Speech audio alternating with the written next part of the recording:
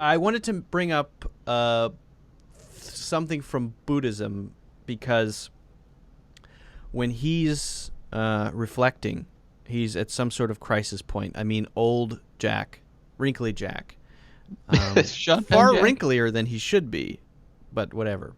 Um, Sean Penn wrinkles early. That's what we can say. That's a fact. He prunes. He He's prunes. He prunes young. Sean the Penn. five.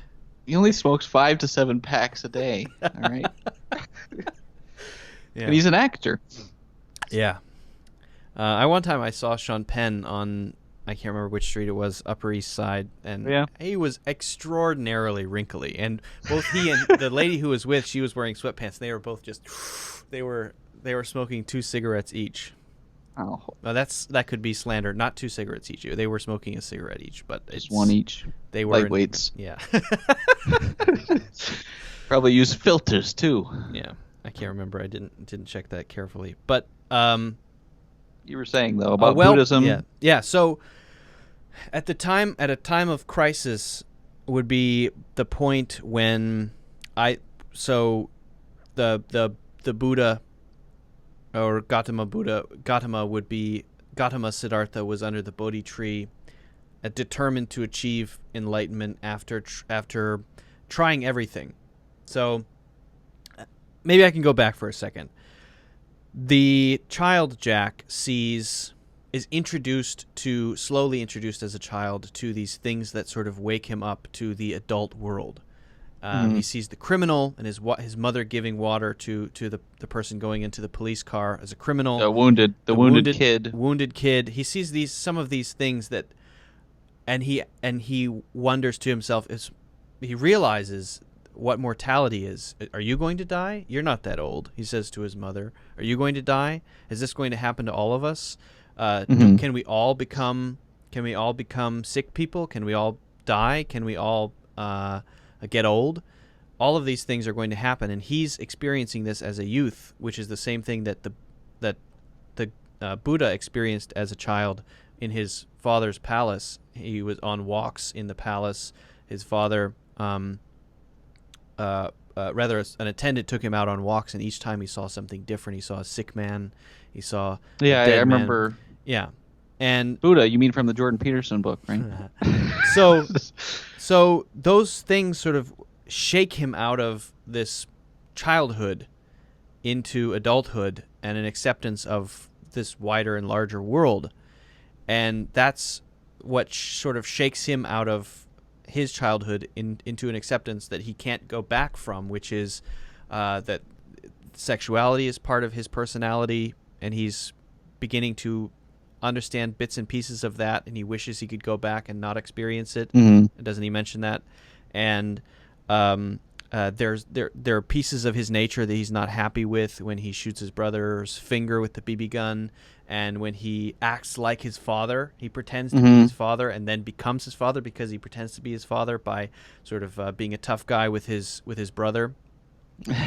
He Put that over there. Yeah, he does things like that, which sort of wake him up to the more adult world, and that parallels the Buddha's journey. But then the Buddha went on this longer journey of becoming an aesthetic in the forest, and begging for his food or eating nothing, and trying to achieve enlightenment, but failing until he resolved to do it under the Bodhi tree. And at that point, then there was a similar to Christ temptation, where these spirits came out and tried to tempt him to move from under the tree, right? So in the same way, he's, as an adult, sitting in this chair thinking through his childhood, and in this moment of crisis, it's the childhood which bubbles up to the surface. And it's very similar to what I experienced when I was doing meditation.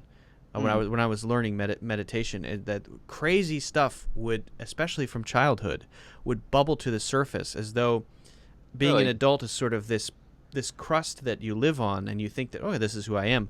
But then when you sit down for a second and start to sort of examine yourself from a different perspective or a different point of view, this insane stuff just bubbles to the surface that you never. So you it's haven't like thought of always it. like it's always on loop, like on this on record loop. player playing like down below the surface. That's like bothering things, and exactly, that you don't know. but you don't know it. It's creating problems, and eventually, when you try to come to grips with it, it explodes through these cracks on the mantle, or the crust rather. The mantle starts to sort of explode through, and that's where his childhood is coming from. That's why it's coming from his childhood. So I saw parallels between the Buddha and this adult character having his childhood sort of come up through the volcanoes or cracks in the mantle of what he has built as an adult based on his father's. No, that sounds good. way And of you living. said And- Buddha eventually finds enlightenment by the tree, right? Right, and Buddha finds enlightenment underneath of the tree, and when he achieves enlightenment, then he has incorporated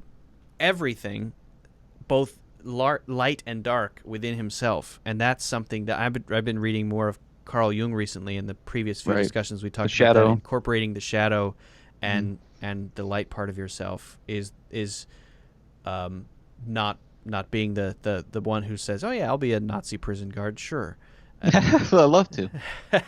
I wouldn't, Other people are actually. doing Not it? me. Yeah, but understanding your shadow is what allows you to not do that, and not that his childhood is his shadow, but there is sort of a bit of a parallel in that it's called the Tree of Life. His childhood is the thing that's sort of bubbling up, and he's confronting elements of it, and that's what's allowing him to transcend that and reach not a higher plane, but find a balance between the two sides, which is maybe nature and grace. Yeah, I agree. That's interesting that the Buddha story works almost as well as Christianity. I guess the Christianity is just more specifically mentioned in the story, but Yeah. the Buddha story works pretty much the same way.